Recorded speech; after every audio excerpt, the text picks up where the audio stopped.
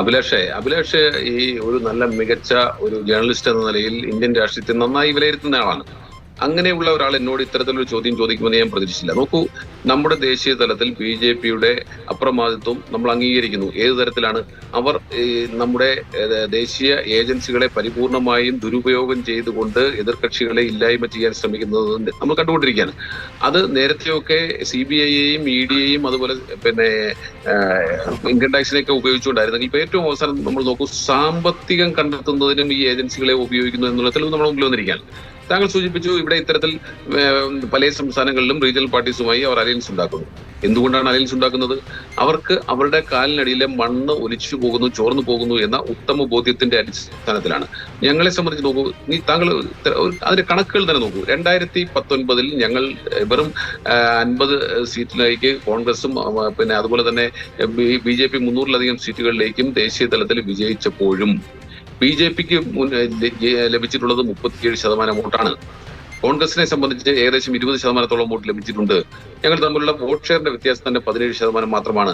മറ്റ് regional parties, മറ്റ് പ്രധാനപ്പെട്ട പാർട്ടികൾ, തമിഴ് മാനില കോൺഗ്രസ് ആയാലും അതുപോലെ തന്നെ YSR കോൺഗ്രസ് ആയാലും അല്ലെങ്കിൽ പല റീജിയണൽ പാർട്ടീസും ഒക്കെ ഞങ്ങളോടൊപ്പം ചേരുന്ന പാർട്ടീസ്, ആ പാർട്ടികളുടെ എണ്ണം കൂട്ടിയാൽ തന്നെ ഞങ്ങൾക്ക് വോട്ട് ഷെയറിൽ ഞങ്ങൾക്ക് മുമ്പിലെത്താൻ കഴിയും. മാത്രമല്ല 22% CPM-ന് 1.75 ആണ്, CPI-ക്ക് 0.5% ആണ് എന്നൊക്കെ ഇരിക്കെ അതിന് താഴോട്ട് പോയാൽ നമുക്ക് 22% വോട്ട് ഷെയറുള്ള മറ്റു പാർട്ടികളുമുണ്ട്.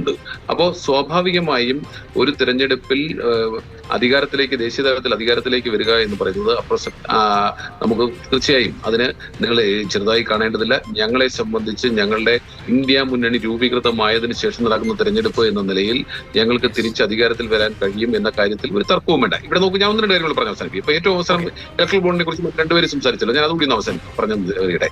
ഇലക്ട്രൽ ബോണ്ട് വന്നു കഴിയുമ്പോൾ നമ്മൾ കാണുന്നത് എന്താണ്?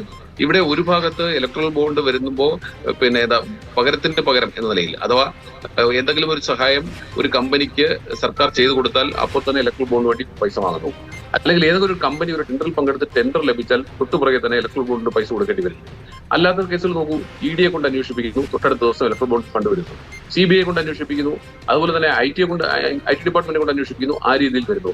ഷെൽ കമ്പനികൾ അവരുടെ പാർട്ടിയിലേക്ക് സംഭാവനകൾ നൽകുന്നു. അപ്പോൾ ഈ നാഷണൽ ഏജൻസികളെ എല്ലാത്തിനെയും ചൊൽപ്പടിയിലാക്കി അതിനെ മുഴുവൻ നമ്മൾ മത്സരിക്കുന്നത്, താങ്കൾ ആലോചിച്ചു, വളരെ നേരത്തെ തന്നെ കോൺഗ്രസിന്റെ ദേശീയ നേതൃത്വം പറഞ്ഞിട്ടുണ്ട്, മത്സരിക്കുന്നത് BJP-യോട് മാത്രമല്ല നാഷണൽ ഏജൻസികളോട് കൂടിയാണ് എന്ന് പറഞ്ഞത് അക്ഷരം പ്രതി ശരിയാണ് എന്ന് ബോധ്യപ്പെടുത്തുന്ന ഏറ്റവും ഒടുവിലത്തെ ഉദാഹരണമല്ലേ നമ്മളിപ്പോൾ കണ്ടുകൊണ്ടിരിക്കുന്നത് ഈ പറഞ്ഞ ഇലക്ട്രൽ ബോണ്ടുമായി ബന്ധപ്പെട്ട വിഷയം തന്നെ.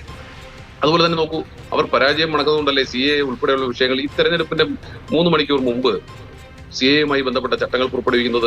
CAA റൂൾസ് ഉണ്ടാക്കുന്നതിന് അല്ലെങ്കിൽ ആക്ട് ഉണ്ടാക്കുന്നതിനെ സംബന്ധിച്ച് 2019 തന്നെ തീരുമാനമെടുക്കുകയും നടപ്പാക്കുകയും ചെയ്തതിനു ശേഷം 4 വർഷം കഴിഞ്ഞ് ഇപ്പൊ തെരഞ്ഞെടുപ്പിന്റെ തലേ ദിവസം ഇത്തരത്തിൽ CAA-യുടെ ചട്ടങ്ങളുമായി രംഗത്ത് വരുന്ന എന്തിന്റെ അടിസ്ഥാനത്തിലാണ്? അപ്പൊ നമുക്കറിയാം BJP പരാജയം മണക്കുന്നുണ്ട്.